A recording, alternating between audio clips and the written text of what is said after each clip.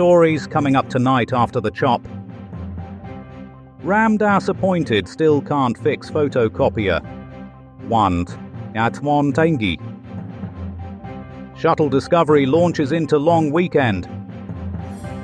And Titus turns up the heat in Jerusalem, temple toasted. And later in the program we go live to the Danish knitting competition, where someone's about to drop a stitch and win a lifetime supply of disappointing sock wool. Those are the headlines. Now wear the news like a beret. Newsbang, trampling on the graveyard of preconceived notions with the bullets of fact. 1574. Guru Ramdas has been appointed as the fourth Sikh Guru, sparking outrage among rival spiritual leaders.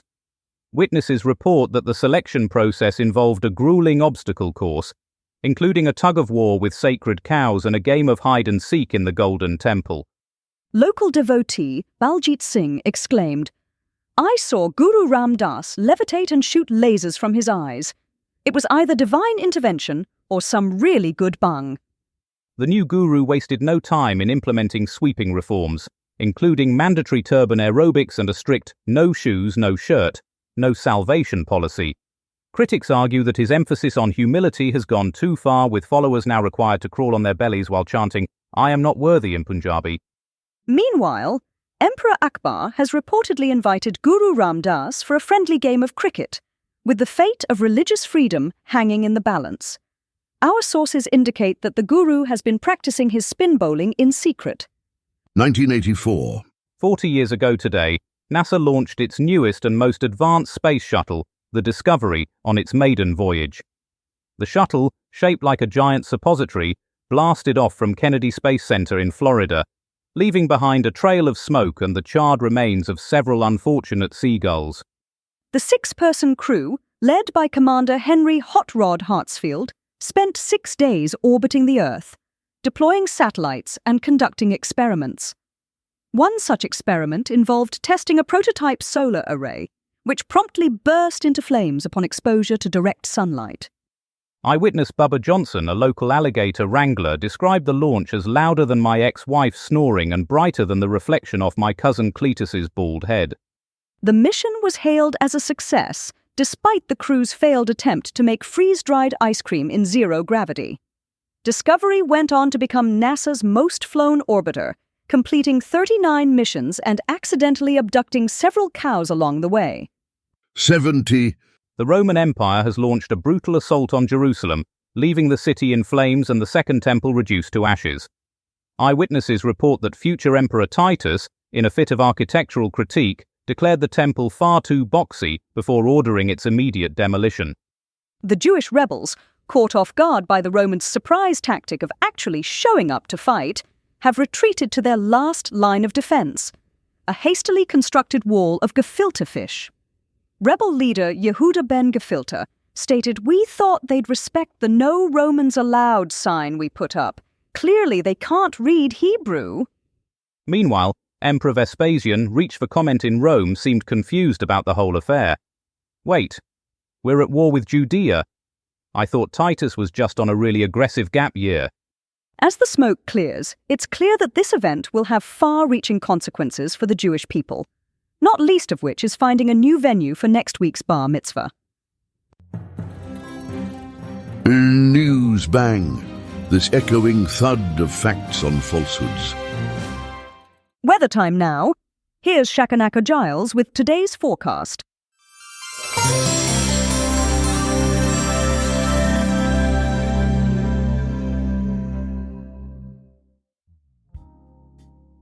Well, it's the last day of summer, so let's see what Mother Nature has in store. The south will be a scorcher, hotter than a politician's trousers at a brothel inspection. Expect to see the pavement melting like a wicked witch in a rainstorm. Bring your sunscreen, lest you end up looking like a cooked lobster.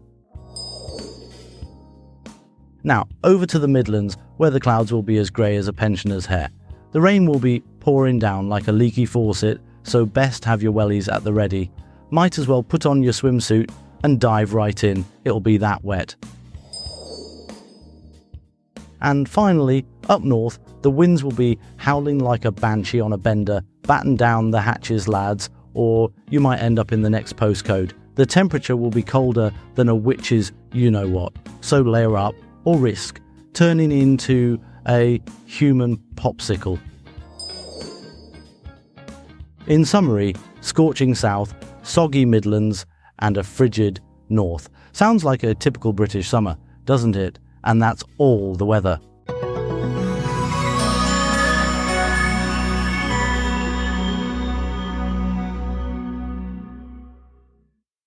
'70 AD, and Roman forces under the command of Titus have set ablaze the Second Temple in Jerusalem. This act of destruction marks a pivotal moment in the ongoing First Jewish-Roman War, leaving the future of Judea hanging in the balance. The flames that engulf this sacred edifice threaten to consume not just stone and mortar, but the very heart of Jewish identity. For more on this developing story, we go now to our correspondent Brian Bastable, who's standing amidst the chaos in Jerusalem. Brian, what can you tell us about the scene unfolding before you? The ear-splitting blare of trumpets and the thundering roar of war machines permeate the air as Roman legions, under the command of the illustrious Titus, descend upon the hallowed grounds of Jerusalem. The city, once a beacon of Jewish faith, now trembles under the weight of its impending doom. As I venture forth into the heart of the conflict, I find myself besieged by a cacophony of war cries and the clashing of steel. The streets, once teeming with life, are now a gruesome tableau of carnage. A mother, her body dismembered, shields her child with the remnants of her own shattered form. A legionary, a Roman conqueror, lies lifeless, his arm impaled by a makeshift spear, a symbol of the Jews' desperate struggle for survival. The Roman forces, like an unstoppable tide, push forward, intent on conquering the city and its defiant inhabitants. As the Second Temple burns, an indescribable sorrow fills the air. The smell of charred flesh and smoke hang heavy, mingling with the tears of the defeated. Within the inferno, the last vestiges of the Jewish nation crumble, as the once mighty temple is reduced to ashes and embers. As I gaze upon the destruction, I cannot help but feel the weight of this momentous event, a turning point in history, as the Jews' sacred connection to their faith and their homeland is torn asunder. The fate of the Jewish people, once an independent nation, is now uncertain. The once mighty Second Temple, a symbol of their faith and identity, is no more. The survivors of this brutal conflict are scattered, their future uncertain. And so I bear witness to the end of an era, the end of a nation, and the beginning of a new chapter in the long, tumultuous history of the Jewish people. As I stand amidst the ashes, I cannot help but ponder the implications of this devastating moment, the consequences of which will ripple through time and forever alter the course of Jewish history. But even as I reflect upon the gravity of the situation, I remain acutely aware that the specter of war looms ever present, a reminder of the precarious balance of power in this tumultuous world. For now, the flames of the Second Temple burn bright, illuminating the darkness that has befallen the Jewish nation. But as the embers slowly fade, so too does the hope of a once great people, leaving behind only the haunting memory of a world set ablaze by war and destruction. And thus I pen this account, a testament to the enduring spirit of a resilient people and a reminder of the price that must be paid when the flames of war are ignited. This is your reporter, live from the heart of a war-ravaged Jerusalem, where the very foundations of the Jewish faith have been shattered and the fate of a people hangs in the balance. As I bear witness to this tragic event, I cannot help but ponder the countless tales of triumph and sorrow that have unfolded in this ancient city, a testament to the enduring spirit of humanity. Brian Bastable, Newsbang, reporting from the ashes of the Second Temple, on the day the world wept as the Jewish nation fell. Newsbang, 1959. And now a tale of posthumous heroism from Indonesia's past. This day in 1959, Abdul Muis became the first person to be named a national hero of Indonesia, after he had shuffled off this mortal coil. Muis, a writer and journalist of some renown, used his pen to fight for Indonesian independence. Which begs the question, what good is a pen against a colonial power? Good enough, it seems, to earn him a posthumous pat on the back and a place in the pantheon of Indonesian heroes. For more on this curious case of too little, too late heroism, we go live to Hardiman Pesto in Jakarta. I'm here with Dr. Siti Walida, an expert in all things heroic. Dr. Walida, tell us about Abdul Muis. What manner of man was he? Abdul Muis was a highly respected figure in the Indonesian independence movement. His novels and journalism played a crucial role in galvanizing support for the cause. Fascinating. So he's a bit like Indonesia's Thomas Paine, is he? I suppose you could say that, though Paine never achieved the same level of recognition posthumously. Ah yes, the posthumous heroism. That's quite a distinction, isn't it? Dr. Walida, how do you think the people of Jakarta are reacting to this news? Mr. Pesto, as I mentioned earlier, this event occurred over 6 decades ago. The people of Jakarta are not exactly buzzing with excitement over Abdul Muis's posthumous heroism. Of course. I seem to have lost track of time. Martin, it's just incredible to think that a man can inspire his nation from beyond the grave. Pesto, are you sure you're actually in Jakarta? And not, say, in a dusty library somewhere, surrounded by old history books? Martin, I assure you I'm in Jakarta. The streets are buzzing with excitement, though that may be the cicada. Mr. Pesto, with all due respect, there is no discernible excitement in Jakarta regarding Abdul Muis. I think we've heard enough, Pesto. That was Hardiman Pesto attempting to report from Jakarta, and struggling. Many thanks to Dr. Walida for her endurance. It is a Situm, 2007. Now, more on the story we brought you yesterday, where it appeared the United States Air Force misplaced several nuclear warheads for over a day. The incident, which occurred between 2 Air Force bases separated by more states than the average American can name, has raised serious questions about the security protocols surrounding these apocalyptic playthings. One can only wonder if they checked behind the sofa cushions. For the latest on this alarming development, we cross to our American correspondent, Melody Wintergreen. This is Melody Wintergreen, reporting from Minot Air Force Base in North Dakota, where a colossal calamity has unfolded in the annals of American military history. In a catastrophic cock-up of colossal proportions, 6 nuclear-tipped cruise missiles were somehow surreptitiously snatched from their secure silos and spirited away aboard a B-52 bomber bound for Barksdale Air Force Base down in Louisiana.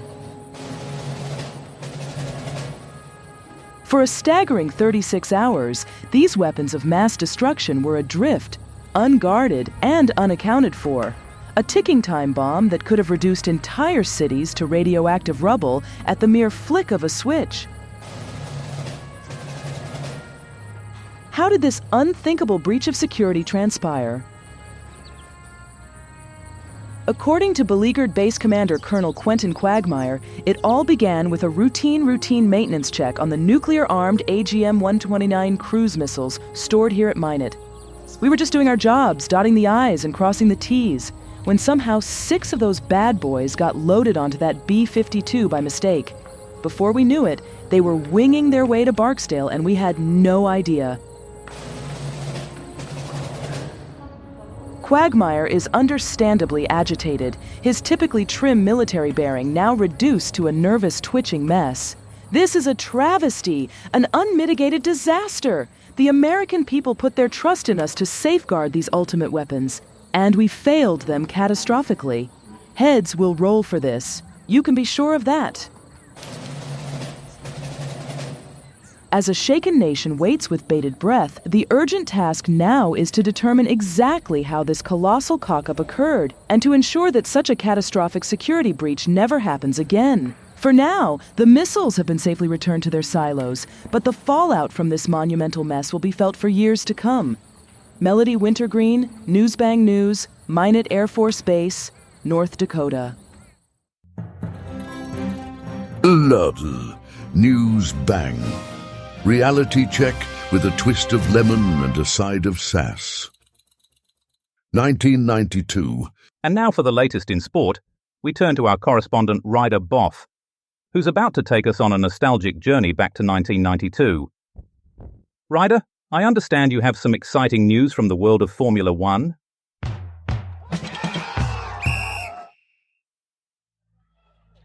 And now, sports fans, we're taking a trip back to 1992 for a bit of high-octane action from the world of Formula One. The Belgian Grand Prix, a race with more twists and turns than a corkscrew factory, has just witnessed the arrival of a new star. Michael Schumacher, a young German lad with the audacity of a badger in a china shop, has clinched his first victory. Schumacher's leading the pack, and he's pulling away. He's increasing his lead. He's absolutely motoring. He's really going for it. And the gap is widening. It's getting bigger. He's accelerating away. He's disappeared. He's vanished. Oh, there he is, still leading. Starting from fourth, Schumacher, driving that distinctive green Benetton, sliced through the field like a hot knife through a particularly yielding stick of butter, left those Williams boys, Mansell and Patrese, looking like they were stuck in treacle. And there's Nigel Mansell struggling to keep up with the young German. His car's sliding all over the place like a tipsy hippopotamus on roller skates. He's waving his fists in frustration. I can't quite make out what he's saying, but it probably involves Anglo-Saxon expletives and the phrase ruddy gearbox. I spent some dying DNAs, I said in Tay. Schumacher's performance was as cool as a cucumber sandwich at a vicar's tea party. He clung to that lead like a lovesick octopus, even when Mansell tried a last-minute lunge that was about as subtle as a charging rhinoceros. And they're coming up to the final chicane. Schumacher's holding his nerve. Mansell's right on his tail. He's going for the overtake. He's missed it. Schumacher wins. It's a German 1-2. Well, one anyway. This victory, first for a German since Jochen Mass in '75. I was at that race, you know, dressed as a Bavarian beer maid to celebrate. Sadly, security mistook me for a streaker. Spent the rest of the day in a holding cell with a chap who claimed to be Niki Lauda's long-lost cousin. Still, a memorable occasion. As for young Schumacher, he's got the makings of a champion. The lad's got more talent than a performing flea circus, and ambition more than my ex-wife at a car boot sale. Schumacher's on the podium, spraying the champagne like he's trying to extinguish a particularly stubborn fire. Mansell's sulking in the background. Looks like he's sucked on a lemon. Patrese? Who knows where Patrese is? Probably wandering around the paddock trying to find his eyebrows. Spa-Francorchamps, a tricky circuit. More corners than a box of snakes. Tried to drive it myself once in my Reliant Robin. Got stuck on Eau Rouge. Had to be towed out by a Belgian farmer with a particularly strong donkey. Humiliating doesn't begin to describe it. Right, that's the checkered flag on our trip to 1992.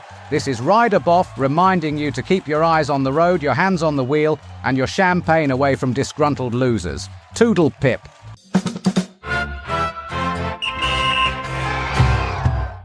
And now, for a traffic update more confusing than a sat-nav voiced by Marcel Marceau, it's Polly Beep.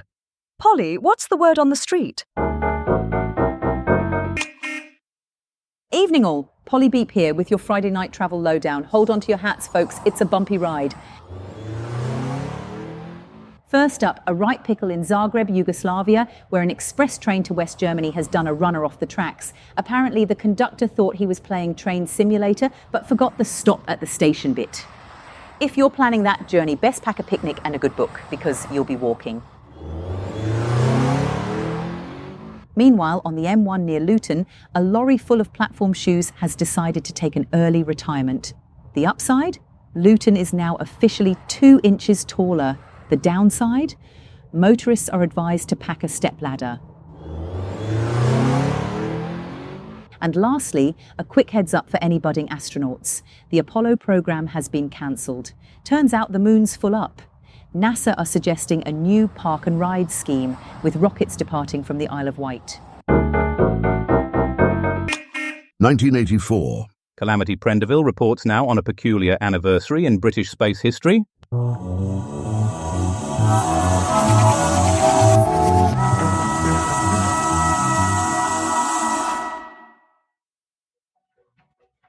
Today marks the 40th anniversary of a monumental achievement in British space exploration.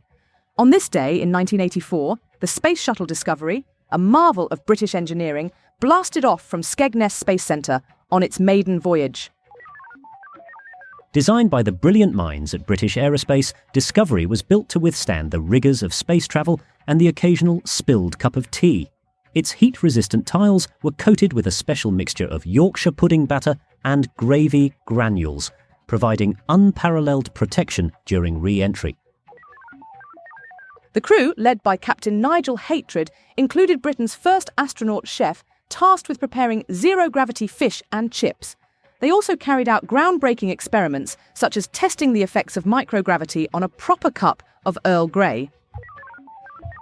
Discovery's payload bay housed 3 state-of-the-art communications satellites designed to broadcast Coronation Street to homesick expats across the globe. The mission's crowning achievement was the deployment of a giant inflatable replica of the Queen's head, visible from Earth as a symbol of British space dominance. Despite a minor setback when the tea trolley got stuck in the airlock, the mission was hailed as a resounding success. Discovery returned to Earth 6 days later, landing gracefully on the village green in Little Piddlington, much to the surprise of the local cricket team. This historic flight paved the way for future British space endeavours, including plans for a fish and chip shop on the moon. This is Calamity Prendeville, reporting for Newsbang. Back to you in the studio.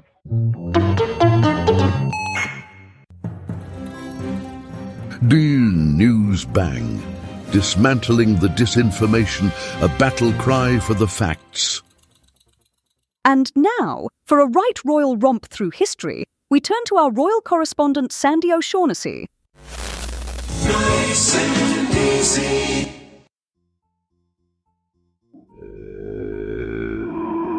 Well, hello there. Hello there. And thrice, hello.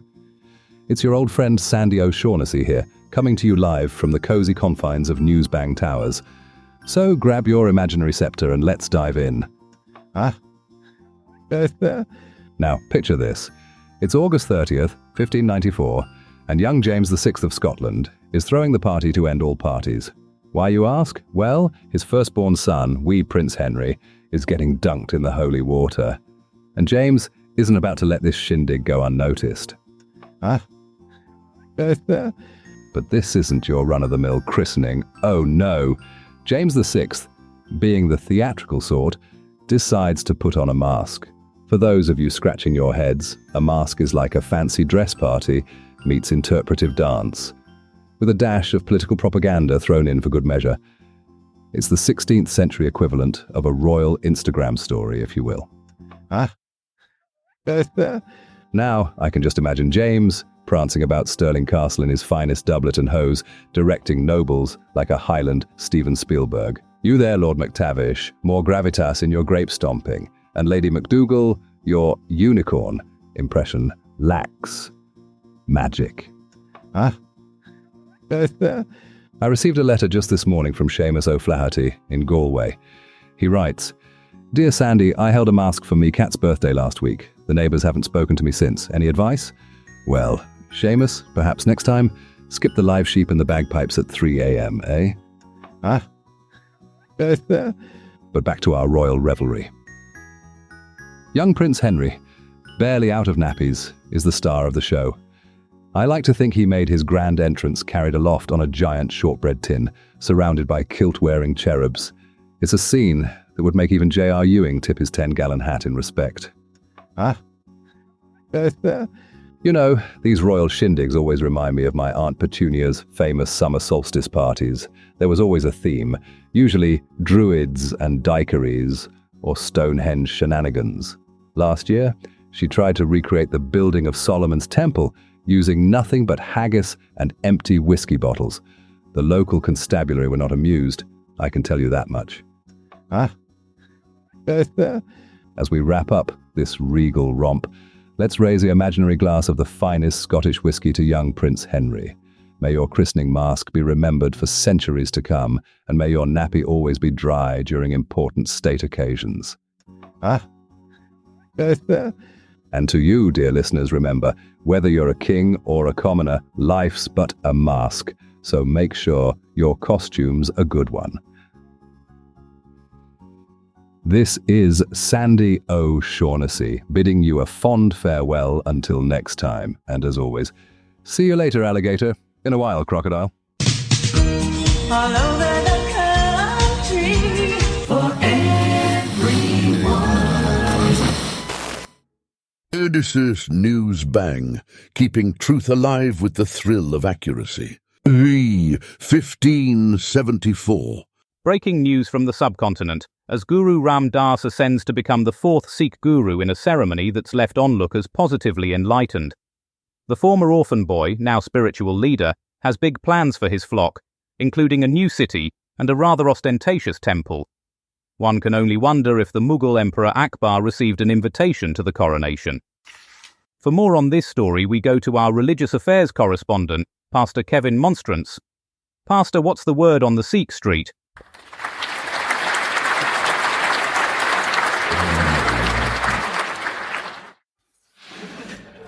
Good evening, cherished viewers. I hope this fine day finds you well. I must confess, I myself am feeling a bit out of sorts. You see, our beloved producer, Marty Mischief McGillicuddy, decided it would be a grand jape to swap out my usual Earl Grey with a potent blend of Assam and espresso. I'm practically vibrating. If I start levitating, do give a shout. Now, let's journey back to the year 1574, a time of spiritual awakening and rather itchy woolen undergarments. It was in this year that Guru Ram Das, a man of immense wisdom and impressive beard grooming skills, became the fourth Sikh Guru. Young Ram Das had a challenging start in life, losing his parents at the tender age of 7. He was raised by his grandmother in a small village where he honed his skills in devotion, humility, and crafting the perfect potato samosa. Little did he know these talents would serve him well on his path to guruhood. It reminds me of a joke my own grandmother once told me. A young monk was walking through the village when he spotted an old woman struggling to carry her groceries. Being a kind soul, he offered to help. As they walked, the woman asked, "So, what do you do for a living?" The monk replied, "I'm a seeker of enlightenment." The old woman nodded sagely and said, "Enlightenment, that's wonderful. But tell me, have you found it yet?" The monk shook his head. "No, not yet." The woman chuckled and said, "Well, when you do find it, could you please bring back a loaf of bread? I seem to have forgotten mine." Now, where was I? Yes, Guru Ram Das. He caught the eye of the third Sikh Guru, Guru Amar Das, who was so impressed by Ram Das's spiritual qualities that he arranged for his daughter to marry him. I can only imagine the wedding festivities. Turbans as far as the eye could see, and enough samosas to feed a small nation. Under Guru Ram Das's guidance, the Sikh community flourished like a well-watered moustache. He founded the city of Amritsar and oversaw the construction of the Golden Temple, which shines brighter than Marty's bald head after a fresh polishing. Speaking of Marty, he once had a brush with spirituality himself. He went on a silent retreat, vowing not to speak for an entire week. We were all quite impressed until we realized he'd just lost his voice shouting at the cricket match on the telly. But back to our story. Guru Ram Das's relationship with the Mughal Emperor Akbar was a key factor in the growth of Sikhism. Akbar, known for his religious tolerance and exquisite taste in hats, allowed Guru Ram Das to spread the Sikh teachings far and wide. It's said that Akbar once gifted Guru Ram Das a pair of bejeweled slippers, which the Guru promptly gave away to a needy beggar. When asked why, Guru Ram Dass simply smiled and said, "Well, they were a bit too flashy for my taste. Plus, I prefer a sensible loafer." And that, my friends, is the essence of Guru Ram Dass's legacy: devotion, service, and humility, with a side of impeccable footwear choices. His teachings continue to inspire Sikhs worldwide, reminding us all to seek the divine within and to always carry an extra samosa in our pockets just in case.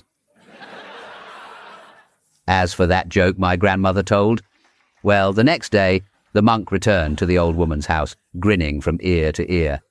"I found enlightenment," he declared. The old woman clapped her hands in delight and asked, "Wonderful. Did you remember the bread?" The monk's face fell. "Darn it," he muttered. "I knew I forgot something." The old woman patted his hand and said, "Don't worry, my dear. Enlightenment is all well and good, but never underestimate the power of a well-timed loaf." And with that, I bid you all a fond farewell. If you'll excuse me, I need to have a word with Marty about his coffee-related shenanigans.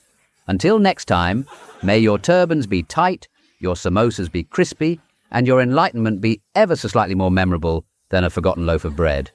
Good night.